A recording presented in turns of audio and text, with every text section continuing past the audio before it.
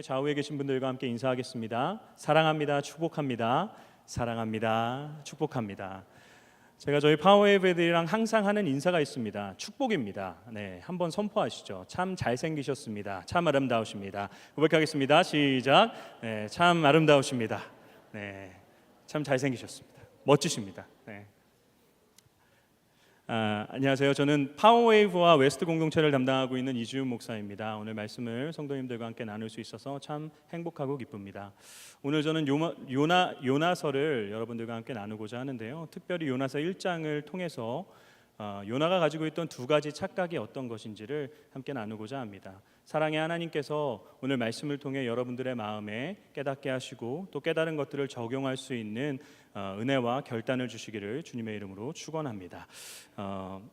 제가 설교를 준비하기 위해서 요나서를 읽어 내려가는데 제 머릿속에 떠올랐던 한 사건이 있었습니다. 제가 예전에 중등부 아이들을 데리고 사역을 할 때 있었던 한 아이와의 대화인데요.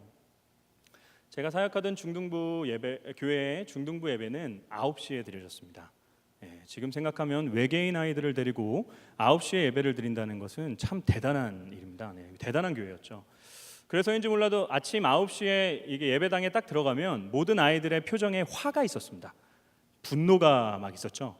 그 아이들 중에 막 예배를 막 기대하는 마음으로, 기쁜 마음으로 오늘 어떤 말씀이 나에게 올까 막 이런 표정을 가지고 있는 애는 한 명도 없었고요.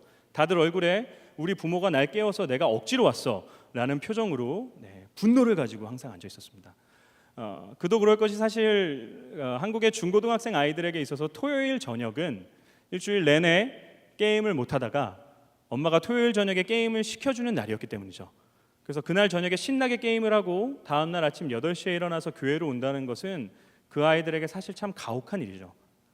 그래서 참 출석률이 들쑥날쑥했는데요. 대부분의 이유들은 못 일어나는 것 때문에 이제 아이들이 못 오게 되었습니다. 그런데 그 들쑥날쑥한 출석률 가운데서도 예배를 빠지지 않고 잘 나오던 한 무리의 아이들이 있었습니다. 그 무리의 아이들은 모범생 아이들이 아니었고 소위 얘기하는 날라다니는 우리 날라리 아이들이었습니다. 정말 날라다녔죠. 그 아이들은 학교도 그만뒀고요. 중학교 때 이미 술 담배는 기본이고요. 오토바이를 훔치러 동네를 돌아다니고 경찰한테 잡히면 경찰을 때리고 도망가는 아이들이었습니다. 이렇게 여름 때였던 걸로 기억하는데 새벽에 갑자기 저에게 전화가 와서 받았더니 전도사님 추워요 막 이러는 겁니다. 한여름에 본드를 불어가지고 하여튼 막 이렇게 난리치는 애들이었습니다. 근데 그 아이들의 머릿속에 제가 잊혀지지 않는 기억이 하나 있는데 주일 어른 예배가 딱 끝나고 성도님들이 나오는 그 앞에서 7명이 쫙 일렬로 서가지고 담배를 이렇게 피고 있는 거예요. 그래서 하여튼 좀 정신 나간 애들이었죠. 근데 제가 그 아이들이랑 참 친하게 지냈습니다. 그 아이들이 참 대단했던 건 이 아이들은 토요일 날 게임도 하지만 참 술을 많이 마셨던 아이들입니다. 토요일 날 술을 많이 먹고 주일날 아침에 예배를 빠지지 않고 잘 나오는 거죠. 물론 일찍 오진 않습니다. 항상 주일 설교가 진행되는 중간에 들어오는데 그냥 조용히 들어오는 게 아니라 문을 팡 박차고 들어오면서 설교를 하고 있는 저를 향해 손을 들면서 전사님 이러면서 항상 이렇게 요란을 떨면서 이렇게 자리에 앉게 되는데 그 아이들이 들어오면 온 예배당이 이렇게 술 냄새와 담배 냄새를 이렇게 범벅이 됐습니다. 선생님들 사이에서 또 아이들 사이에서 그 아이들에 대한 이런저런 얘기들이 많았죠. 그러던 중에 그 한 아이가 저를 찾아왔습니다. 그 아이가 저를 찾아오더니 저에게 이런 얘기를 하는 겁니다. 전사님, 그 아이들이 왜 교회에 나오는지 모르겠습니다. 걔네들 어차피 예수도 안 믿고 걔네들 어차피 노는 애들인데 그냥 나가서 술 먹고 담배 피면서 지네 하고 싶은 대로 놀면 되지 왜 여기 와가지고 선량하게 예배드리고 있는 자신들을 괴롭히는지 모르겠습니다. 전도사님이 그 아이들 불러서 교회 못 오게 해주세요 라고 얘기하더라고요. 저는 그 아이의 마음이 이해가 됐습니다. 하지만 동시에 화가 나더라고요. 제가 오늘 요나서 1장 말씀을 읽는데 그 친구의 얼굴이 떠올랐던 이유는 요나가 이야기하는 것과 그 아이가 이야기하는 것이 어찌 보면 같은 이야기일 것이기 때문입니다. 하나님께서 요나를 부르시죠. 그리고 그에게 사명을 주십니다. 니느웨로 가서 그 땅에서 회개를 선포해라. 요나는 배를 타고 다시스라는 곳으로 가게 됩니다. 니느웨와 다시스는 정반대에 있는 곳입니다. 거리는 무려 4,400km가 떨어진 곳입니다.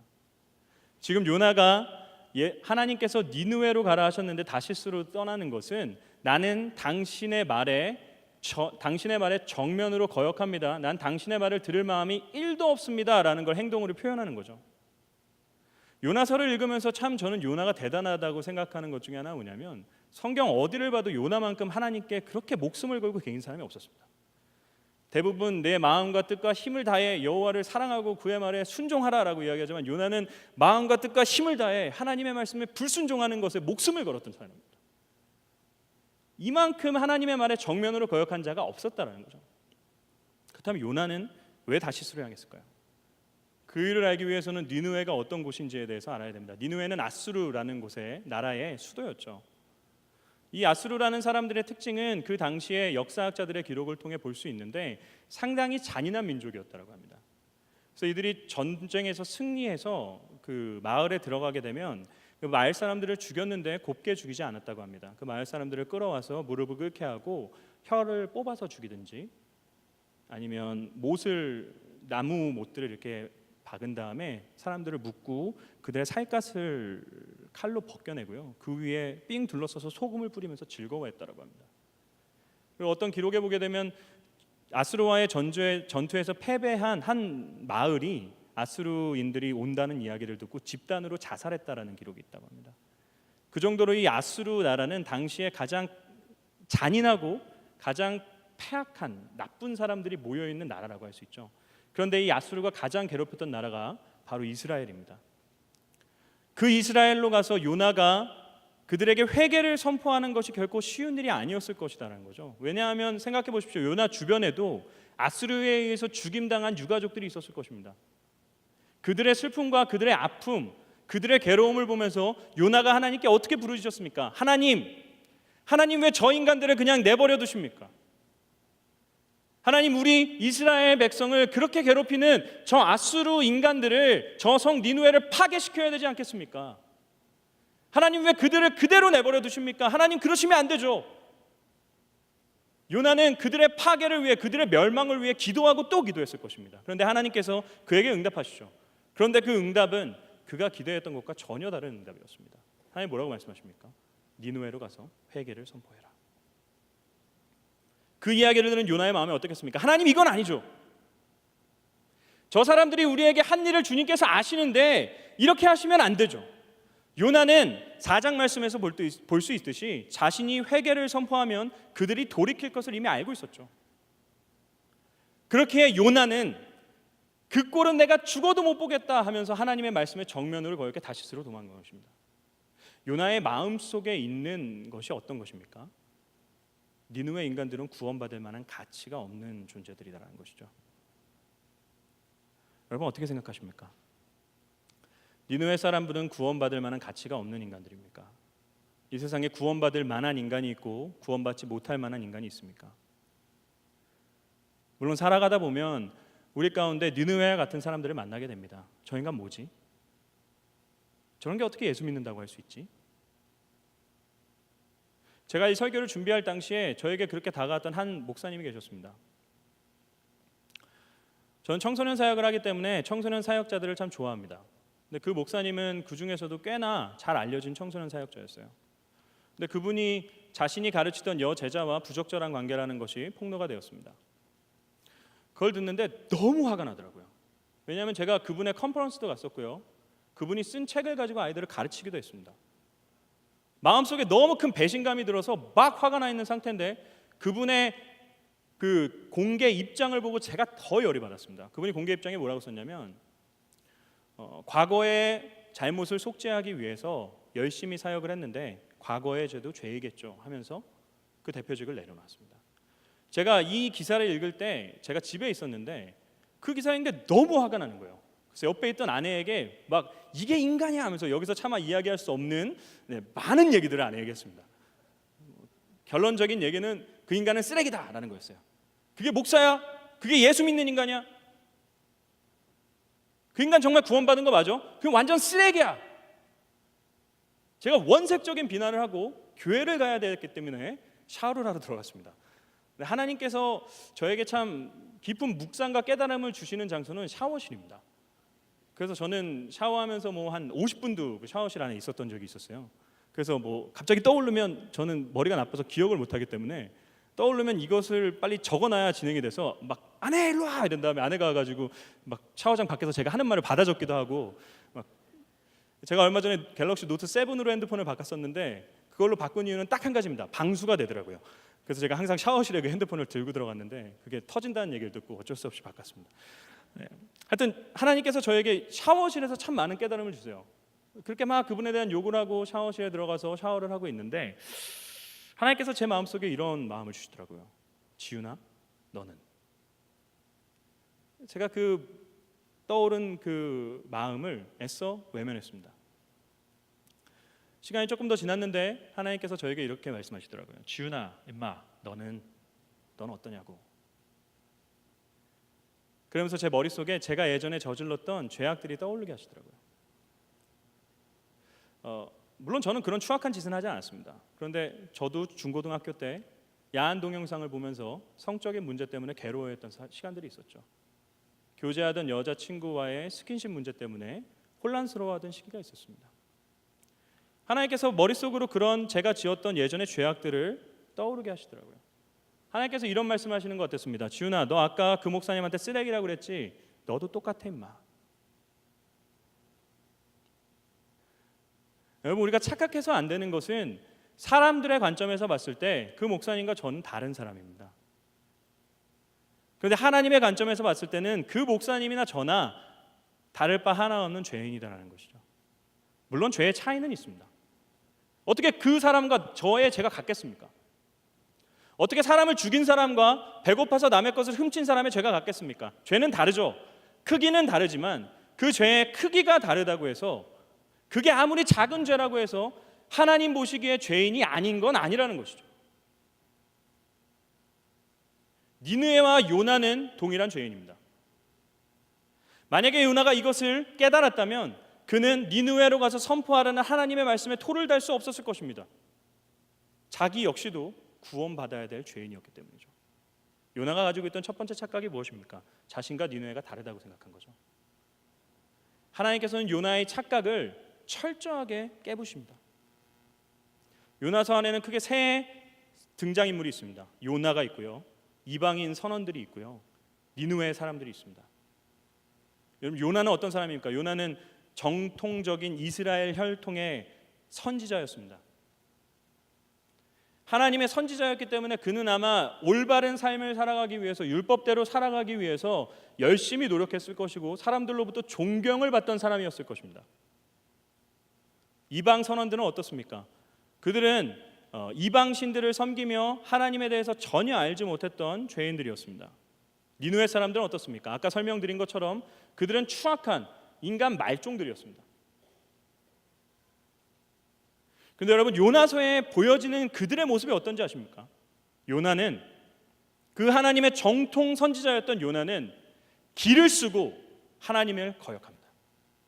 1장부터 4장까지 끝까지 하나님의 말씀에 거역하고 목숨을 걸고 하나님의 말씀에 순종하지 않습니다. 요나에게 있어서 니느웨 12만 명의 사람들의 목숨은 아무런 가치도 없는 것이었죠.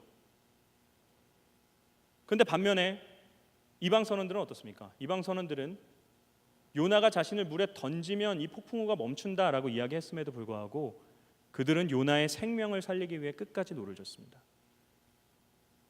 12만 명의 목숨을 버린 요나와 정반대되게 그들은 한 명의 목숨을 건지기 위해 최선을 다했다는 것이죠. 니느웨 사람들은 어떻습니까? 12만 명의 사람들은 요나가 하루 선포한 내용을 듣고 그 가축들까지 하나님 앞에 통회하며 금식하며 하나님께 용서를 구하고 하나님께 돌아오게 됩니다. 여러분, 아이러니 아닙니까? 하나님의 선지자였던 요나가 그런 모습을 보여야 되고, 하나님의 선지자였던 요나가 12만 명의 목숨을 보며 슬퍼하며 그들에게 가서 하나님의 말씀을 선포하고 순종해야 됐음에도 불구하고 요나는 끊임없이 반항하고 그들은 끊임없이 하나님의 말씀에 순종하는 모습을 보여주고 있다는 것이죠. 하나님이 이것을 통해 말씀하시는 것이 무엇입니까? 요나, 너나 니느웨 사람들이나 이방 선원들이나 다를 게 하나도 없다라는 것이죠. 오히려 그들은 나의 말에 순종하지만 너는 하나도 순종하고 있지 않다라는 것이죠. 사랑하는 여러분, 여러분의 삶의 니느웨는 누구십니까? 여러분이 바라보며 저 인간은 정말 예수 믿을 만한 인간이 아니다, 손가락질하고 이야기하는 분은 누구십니까? 그분이나 우리나 예수 그리스도의 십자가가 필요한 죄인들입니다. 이것을 깨닫는 사람들은 두 가지를 하게 됩니다. 첫 번째는 남을 비난하고 정죄하지 않습니다. 한 친구로부터 제가 전화를 받았습니다. 정말 가슴 아픈 이야기였어요. 이 친구는 예수님을 믿는 아이였습니다. 예수님을 진짜 자신의 구주로 영접했고요, 그를 자신의 주인으로 삼아서 치열하게 살아가려고 노력하는 아이였습니다. 그런데 이 친구에게 중독의 문제가 있었어요. 끊어내지 못하는 중독의 문제. 그래서 그것 때문에 자신의 마음이 너무 괴로운 거예요. 그 괴로움을 가지고 자기가 아는 믿음의 선배에게 이 사실을 오픈했습니다. 저에게 이런 중독의 문제가 있는데 이것 때문에 너무 괴롭다고. 근데 그 선배가 그 이야기를 듣고 그 아이에게 뭐라고 얘기했냐면, 너가 예수를 제대로 안 믿어서 그래 라고 얘기를 했습니다. 너 구원받은 거 맞냐? 너가 예수 믿으면 그 중독의 문제들은 한순간에 끊어져야 돼. 너가 예수를 믿었다고 착각하는 거지, 네가 예수를 믿지 않은 걸 수도 있어. 너의 구원을 다시 점검해봐 라는 얘기를 했습니다. 그 친구가 그 얘기를 듣고 울면서 저한테 전화한 거죠. 전도사님, 내가 정말 구원받지 못한 겁니까? 우리는 너무 남의 문제에 대해서, 너무 남의 이야기에 대해서 쉽게 얘기하고 쉽게 판단하는 경향이 있죠. 남을 비난하는 입술은 너무나도 쉽습니다. 그러나 여러분 기억하십시오. 다른 사람에 대해 100% 알지 못하고는 그 사람을 판단할 수 없다는 것이죠. 인간에게는 다른 한 사람을 100% 이해하고 판단할 만한 지혜가 없습니다.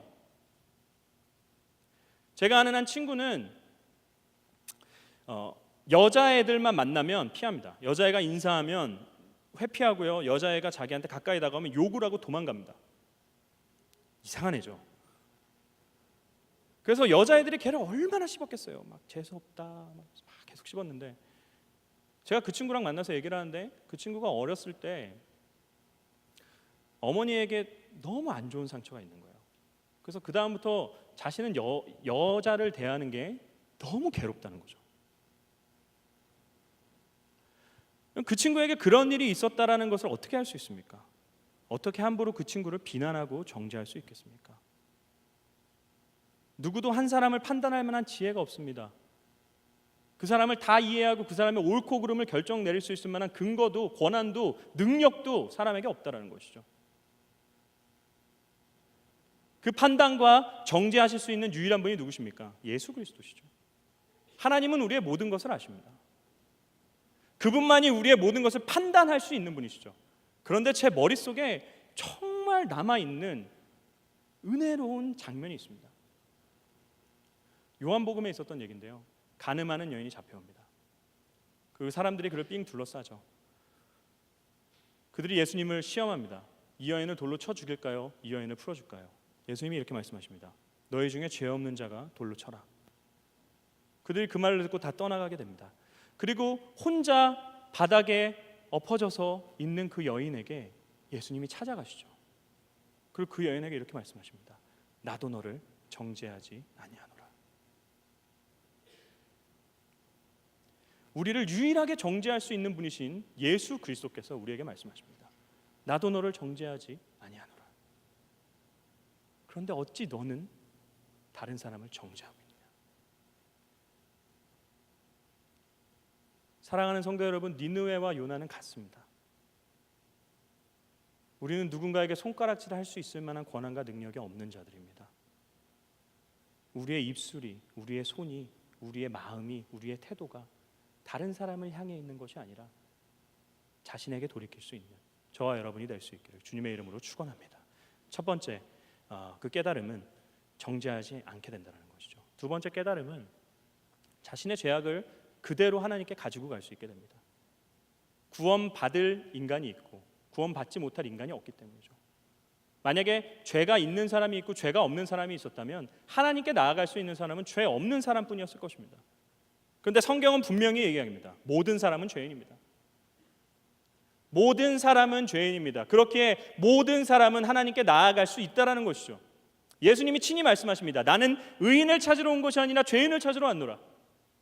바울 사도가 이야기합니다. 죄가 더한 것에 은혜가 더했느니라. 자신의 죄악을 깨닫고 또 깨닫고 그것 때문에 괴로워하며 그리스도를 만나게 된 자는 나의 죄악이 추악해질수록 그 은혜가 더 커진다는 것이죠. 예수님이 말씀하십니다. 죄가 많이 사함받은 자는 더 많이 사랑하느니라. 더 많은 사함을 받은 자는 하나님을 더 사랑할 수밖에 없다는 것이죠. 뭘 이야기합니까? 예수님께 자신의 죄인됨을 고백하는 것은 전혀 문제가 되지 않는다는 것이죠. 그리스도께서 십자가 위에서 죽으시면서 이렇게 말씀하십니다. 다 이루었도다. 그 말은 용서받기 위한 다른 것이 필요하지 않다라는 것이죠. 그분께서 우리를 용서하시기 위한 모든 조건들을 다 충족하셨다라는 것입니다. 그렇기에 우리는 그분께 나아갈 수 있습니다. 하나님께서 찾으시는 자는 완벽한 자가 아닙니다. 하나님께서 찾으시는 자는 불완전 가운데서 그분을 의지하며 그분께 나아가는 자죠. 하나님은 우리에게 단 한 번도 완벽하라고 요구하지 않으십니다. 너의 불완전을 인정하고 나에게 나아오라 말씀하시죠. 하나님 앞에 정말 문제가 되는 자는 나는 의롭다 생각하는 자입니다. 물론 자신의 추악함을 드러내는 것은 결코 쉬운 일이 아닙니다. 또는 자신의 내면에 있는 그 깊은 죄악들, 끊어지지 않는 죄악들의 문제들은 우리로 하여금 하나님을 자꾸 피하게 만드는 그런 일들을 벌이게 합니다. 죄책은 우리를 무너뜨리는 것이죠. 그러나 그럼에도 불구하고 우리가 기억해야 되는 것은 하나님은 그런 우리의 모습도 사랑하신다는 것이죠. 야동에 빠져서 괴로워하던 한 아이가 있었습니다. 이 친구는 정말 야동을 심각하게 봤어요.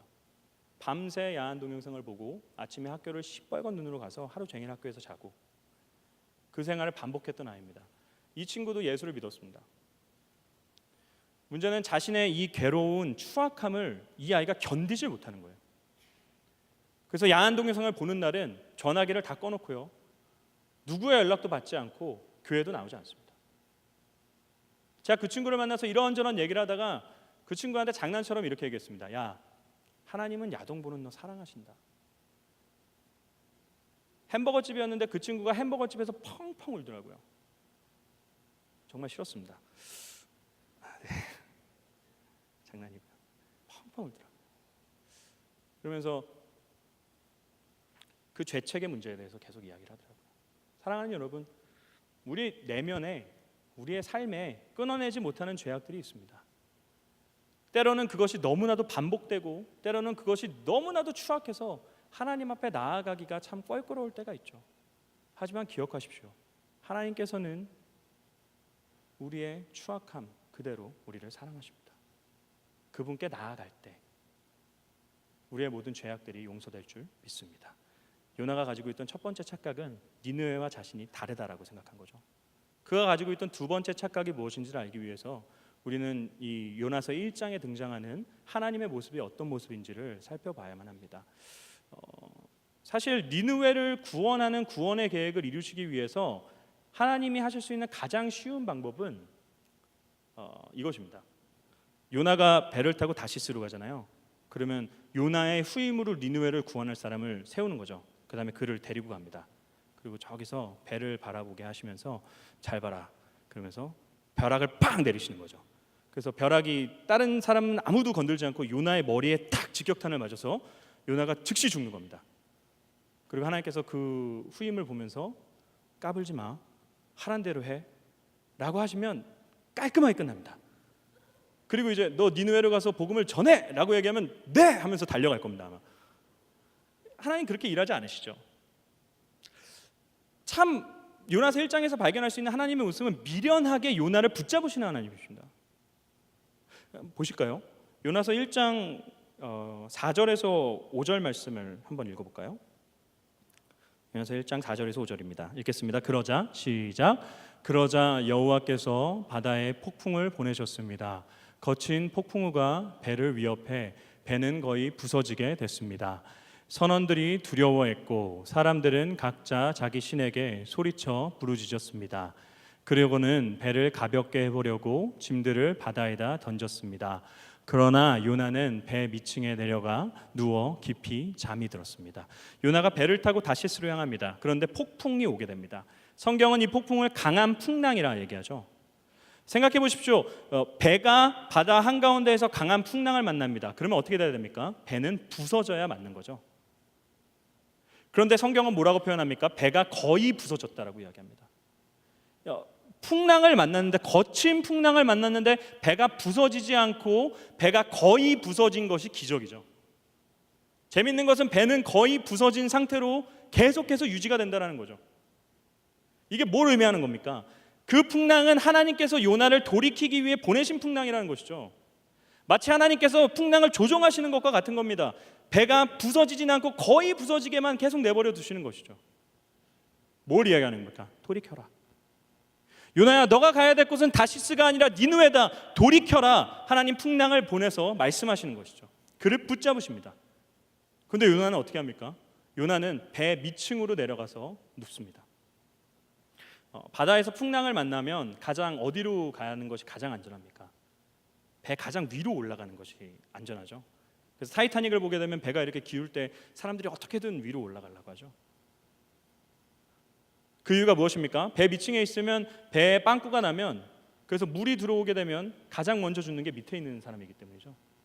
요나는 근데 풍랑이 오는 것을 봤고 배가 거의 부서진 상태에서 배 밑층으로 내려가서 자리 깔고 누워서 자기 시작합니다. 이게 뭘 의미하는 겁니까? 요나도 알고 있었다라는 거죠. 이 풍랑이 어떤 의미인지를 알고 있었으나 그는 하나님께 이렇게 얘기하는 겁니다. 하나님, 나 안 갑니다. 나 죽이십시오. 내가 니느웨로 가느니 여기서 풍랑 맞아가지고 죽겠습니다. 요나 지금 또 하나님께 목숨 걸고 까불고 있는 거죠. 이쯤 되면 하나님께서 요나를 죽이셔도 되는데 하나님 요나를 죽이지 않으십니다. 그를 붙잡으시기 위해 두 번째 방법을 사용하시죠. 6절 말씀을 한번 읽어볼까요? 6절 말씀 한번 읽어보겠습니다. 선장이, 시작. 선장이 그에게 다가와서 말했습니다. 내가 어떻게 잠을 잘 수 있느냐? 일어나 내 하나님께 소리쳐 부르짖어라. 혹시 하나님께서 우리를 생각해서 우리가 죽지 않게 될 수도 모른다. 선장이 그에게 오게 되죠. 여러분, 배가 풍랑을 만났을 때 선장은 어디 있어야 됩니까? 조종하는 곳에 있어야 되죠. 그래서 선원들을 이용해서 저쪽으로 가라 이쪽으로 가라 하면서 풍랑을 벗어나기 위해서 노력해야 되는 가장 중요한 역할을 맡은 선장인데 선장이 어디 있습니까? 배 밑층에 와 있는 거죠. 이상하지 않습니까? 배 밑층에 선장이 와서 자고 있던 요나를 흔들어 깨웁니다. 그리고 요나에게 하는 말이 무엇입니까? 일어나라. 일어나 내 하나님께 소리쳐 부르짖어라. 여러분, 이거 요나가 해야 되는 얘기 아닙니까? 선장이 뭘 얘기하는 겁니까?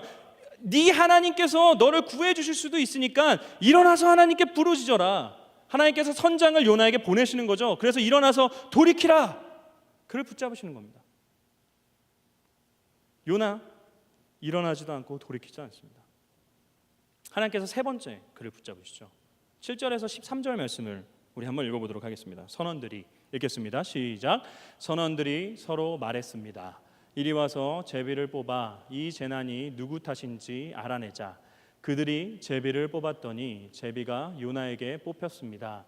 그러자 그들이 그에게 물었습니다. 우리에게 닥친 이 재난이 누구 때문인지 말해보아라. 내 직업은 무엇이냐? 어디에서 오느냐? 어느 나라 사람이냐? 내가 어느 민족이냐? 요나가 대답했습니다. 나는 히브리 사람입니다. 바다와 땅을 만드신 하늘의 하나님 여호와를 섬기고 있습니다. 그들은 크게 두려워하며 요나에게 말했습니다. 너는 왜 이렇게 행동했느냐? 그들은 그가 여호와 앞에서 도망치고 있다는 것을 알게 됐습니다. 그가 그들에게 말했기 때문입니다. 바다의 폭풍이 점점 더 거세졌습니다.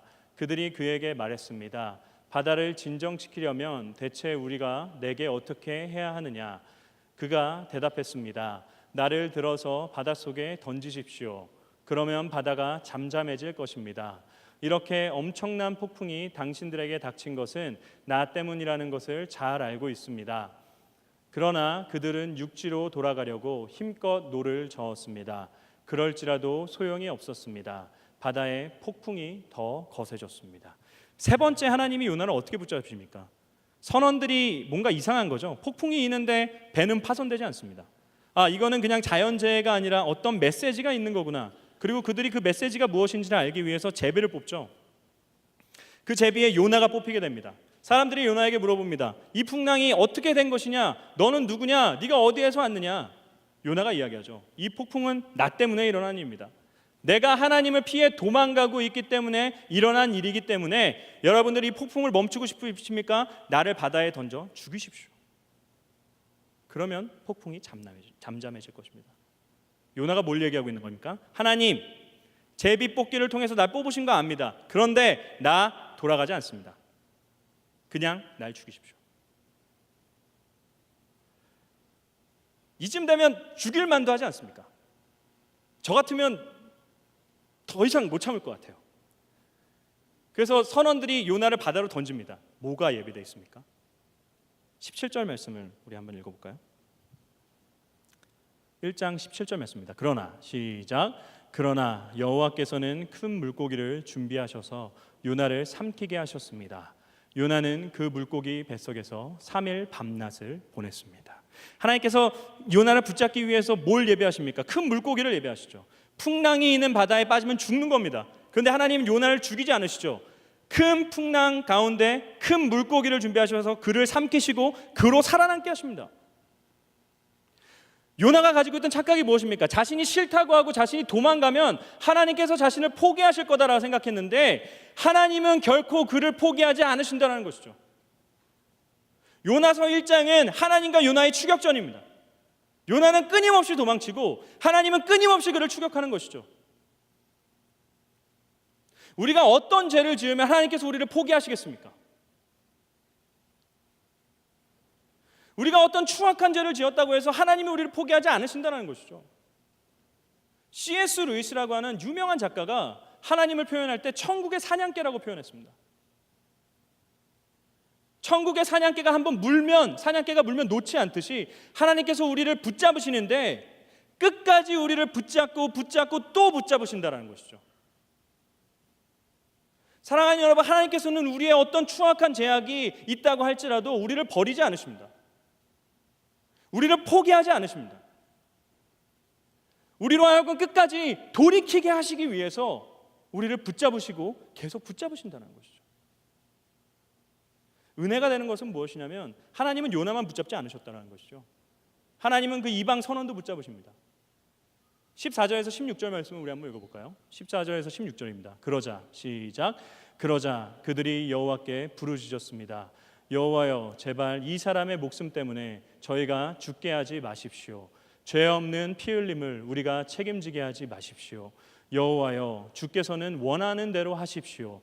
그리고 그들은 요나를 들어서 바닷속으로 던졌습니다. 그러자 사나운 바다가 잠잠해졌습니다. 그들이 여호와를 크게 두려워해 그들은 여호와께 희생 제물을 드리고 서원했습니다. 그들이 여호와를 크게 두려워했죠. 그리고 그들이 여호와께 희생 제물을 드리고 서원을 드렸습니다. 그들이 하나님께 서원했을 것이 무엇이겠습니까? 풍랑을 멈추지 못하는 자신들의 신이 참신이 아니라는 것을 깨닫고 요나를 던지자마자 풍랑이 멈추는 여호와의 이스라엘의 하나님만이 진정한 신이시다라는 것을 그들이 인정했다라는 것이죠. 그들이 희생 제물을 드리며 자신의 죄악들을 하나님 앞에 고백하고 하나님을 두려워하며 하나님만을 섬기겠다고 고백합니다. 이게 무엇입니까? 구원입니다. 하나님께서는 요나의 불순종을 통해 그 이방 선원들을 포기하지 않으시고 그들을 구원하셨다라는 것이죠. 니느웨 사람들은 어떻습니까? 그들 역시도 하나님께서 포기하지 않고 구원하십니다. 하나님은 우리의 어떤 추악한 죄악들에도 상관없이 우리를 끝까지 붙잡으시고 우리를 끝까지 붙드십니다. 제 삶을 돌아봐도 그렇습니다. 저는 28살 때 예수를 믿었습니다. 저는 목사 아들로 태어났습니다. 전에도 말씀드린 것 같은데 저는 저희 아버지가 뻥쟁이라고 생각했습니다. 저렇게 말도 안 되는 얘기를 계속 설교하시면 어떻게 하나. 우리 아빠 참 사람은 좋은 분인데 정말 그랬습니다. 저는 아빠의 아들로 태어났기 때문에 교회를 다니는 게 너무 싫어서 아빠에게 저는 당당하게 불교도 갔다 오고요, 천주교도 갔다 오고 이단도 갔다 와서 제가 스스로 제 이성으로 종교를 결정하겠다라고 했습니다. 저희 아버지 쿨하신 분이십니다. 가라 하시더라고요. 저는 그래서 다 다녀봤습니다. 종교를. 저는 이단도 가봤고요. 근데 이단은 좀 무섭더라고요. 들어갔는데 문을 딱 잠그시더니 헌금이 이렇게 돌아가는데 제가 돈이 없어서 헌금을 안 넣으니까 헌금함이 제 앞에서 안 움직이더라고요. 그래서 하여튼 무서웠습니다. 저는 참 예수 믿기 싫어서 도망 다녔습니다. 28살 때 제가 하나님을 찾은 게 아니라 하나님이 저를 찾아오셨습니다. 그 하나님께서 제 마음을 무너뜨리셨어요. 그분께서 도망치는 저를 붙잡으셨습니다.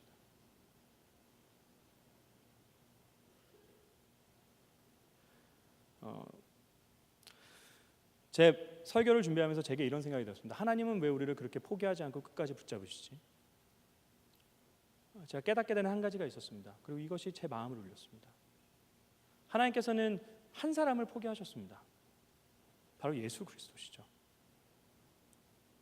십자가 위에서 예수님이 엘리 엘리 라마 사박다니 외치십니다. 나의 하나님 어찌하여 나를 버리십니까? 예수님은 십자가 위에서 철저하게 하나님에 의해 버림받으셨습니다. 하나님은 예수님을 붙잡지 않으셨습니다. 그를 포기하셨습니다. 그분의 그 포기로 인해 하나님께서 우리를 붙잡으신다는 것이죠. 사랑하는 여러분, 다른 사람을 향해 있던 시선을 돌려서 나에게 향하게 될 때 우리는 우리 가운데 있는 수많은 추악한 죄악들을 발견하게 됩니다. 그 추악한 죄악들을 가지고 하나님을 피해 도망가는 것이 아니라 우리를 끝까지 붙잡으시고 우리를 포기하지 않으시고 우리가 돌이키기를 원하시는 하나님께 돌이킬 때 우리가 살아나게 될 줄을 믿습니다. 말씀을 정리하도록 하겠습니다. 저는 오늘 성도님들과 함께 요나가 가지고 있던 두 가지 착각이 어떤 것인지에 대해서 살펴봤습니다. 니느웨와 자신이 다르다라고 생각하며 착각했던 그 착각을 하나님께서는 철저하게 부수시죠. 그리고 니느웨와 요나가 같다라는 것을 깨닫게 하십니다. 두 번째는 하나님께서 자신을 포기하실 거다라고 생각했던 그 착각을 하나님이 깨트리십니다. 그리고 나는 너를 포기하지 않는다 말씀하시죠. 말씀을 준비하는 내내 제 머릿속에 떠올랐던 찬양 한 곡이 있었습니다. 근데 미리 짠 거는 아닌데 우연치 않게 찬양팀에서 오늘 그 찬양을 하더라고요. 그 사랑이라고 하는 찬양입니다. 제가 가사를 불러드리겠습니다. 아버지 사랑 내가 노래해, 아버지 은혜 내가 노래해. 그 사랑 변함없으신 거짓 없으신 성실하신 그 사랑, 상한 갈 때 꺾지 않으시고 꺼져가는 등불 끄지 않는 그 사랑, 변함없으신 거짓 없으신 성실하신 그 사랑 날 위해 죽으신, 날 위해 다시 사신 예수 그리스도, 다시 오실 그 사랑, 죽음도 생명도 천사도 하늘의 어떤 권세도 끊을 수 없는 영원한 그 사랑 예수. 사랑하는 성도 여러분, 그 누가 우리를 하나님의 사랑에서 끊을 수 있겠습니까? 그리스도께서 친히 끊어지심으로 우리를 사랑해 주셨는데 2017년 오늘의 교회의 표현은 돌이키면 살아나리라입니다. 우리를 끝까지 붙잡으시는 하나님의 은혜에 반응하여서 우리 내면의 추악함들을 돌이킴으로 살아날 수 있는 올 한 해 저와 여러분이 될 수 있기를 주님의 이름으로 축원합니다. 함께 기도하시겠습니다. 함께 기도하실 때 하나님,